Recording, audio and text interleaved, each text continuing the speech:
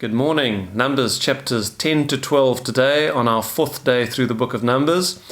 And today's readings can be characterized by the murmurings and complaints which equated to faithlessness of the children of Israel. And in the New Testament, we're told that these complaints and how God punished them are an example to us today in the New Covenant, that we must not be like the children of Israel. So I want us to think about their complaints today. So it began in chapter 11, verse 1, where there's just like a random complaint, and a fire breaks out from the Lord and consumes some of them on the outskirts of the camp. Just a little bit later, there's more complaints when the mixed multitude among them, these were Egyptians that had come with them when they saw what the God of the Hebrews could do, and they began to complain about the food that they were eating, and they yielded to intense cravings. And so the children of Israel start complaining about the food, about the manna that God was feeding them with.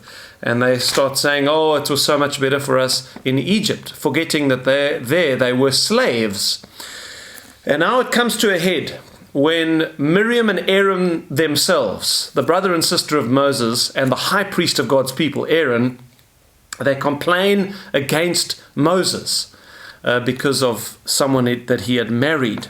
And it is in response to this that God gets extremely angry, and he calls the three of them, Moses, Aaron, Miriam, out to the tabernacle, and he says this, "Hear now my words." This is chapter 12, verses 6 to 8. "Hear now my words. If there is a prophet among you, I, the Lord, make myself known to him in a vision. I speak to him in a dream. Not so with my servant Moses. He is faithful in all my house. I speak with him face to face, even plainly, and not in dark sayings. And he sees the form of the Lord. Why then were you not afraid to speak against my servant Moses?" So there we have the complaints of Aaron and Miriam, and it brings this whole discontent in the nation to a head. And God now steps in. And I want you to consider this, that despite the fact that they'd been in the wilderness now for about a year, just over a year, despite the fact that they were having to deny some of their intense cravings, they wanted meat to eat, they were sick of the food, despite all of that, everything was still on track. These were necessary trials before entering the promised land of Canaan, a land flowing with milk and honey. A good land. It had only been just over a year, and they were about to enter Canaan. This was about to happen. Where was their faith? Could they not trust God, who had delivered them so dramatically, so miraculously from Egypt? Could they not look around them and see how much God had done in the nation in just 1 year? They had gone from being a band of slaves in Egypt to being a unified nation with a holy law, a complex priesthood, and a religious system which ensured the presence of God amongst them, and having an organized military system which would enable them to enter the promised land. And the cloud, the presence of God himself, was moving with them. It was leading them, and it had just lifted up and begun to move. They had been stationary for so many months while all of these things had been put in place. Now the cloud had begun to move. They were on their way. They were on the brink of entering the promised land, and yet now they begin to complain. Little did they know that very soon those complaints and their lack of faith would turn 1 year of hard preparation into a lifetime of fruitlessness and aimless wandering.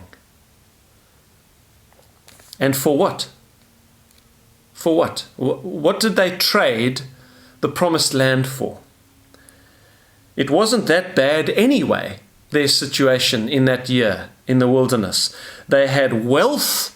They had plundered the Egyptians. They were wealthy as they sat there in the wilderness. They had food, daily provision from God. They had protection. They had freedom. They used to be slaves. They had hope. They had a promise of a land flowing with milk and honey that it was going to bring them into. The only thing God was calling them to was a short period, 1 year, of patience and not yielding to their cravings. Just being patient with what they naturally desired to have, their pleasures. Just 1 year of patience, and it wasn't that bad anyway. In fact, this lack was necessary. You know, it is true, and you'll know this from your own life, that it is in times of lack, times of distress, that suddenly we are drawn out of our apathy, our motionlessness, and we suddenly start giving attention to things and making plans and getting proactive and seeking God in prayer, and we start doing things that we wouldn't have done if things were comfortable. Times of lack are necessary in order to move us forwards. You know, it's said that necessity is the mother of invention. And it's true. That's how human nature works. Times of lack cause us to be creative and proactive. And so this time in the wilderness was necessary for Israel. It was an urgency which caused them to build the two greatest institutions of their nation, the religious system and the military. And God did that in this year. And he did it so that in the end it would be for their good. They wouldn't be able to enter the land of Canaan and live there successfully, peacefully, if they didn't have the military to take them in and conquer the nations, and the religious system to keep them in good terms with God. And so what were they complaining about? Couldn't they just put up with this year of preparation and trust him? Now, I'm going to turn this over to your and my life. Let God do his work in your life, my friend. Trust him. Honor him. Better 1 year of hard preparation than a lifetime of aimless wandering. Look at how far God has already brought you. And think of this, that if Moses should have been trusted and treated with respect, which is what God got so angry with Aaron and Miriam about, because they weren't trusting God's appointed leader. If Moses was deserving of such respect, though he was just a steward over the household of God, how much more is our captain Jesus to be treated with respect and trust as he leads us through the journey of our lives? You know, our time in this world, in this earthly life, can be compared to that 1 year preparation of the children of Israel in the wilderness. It is nothing to be compared with the glory that we will enter when we enter our better heavenly country, our promised land of heaven.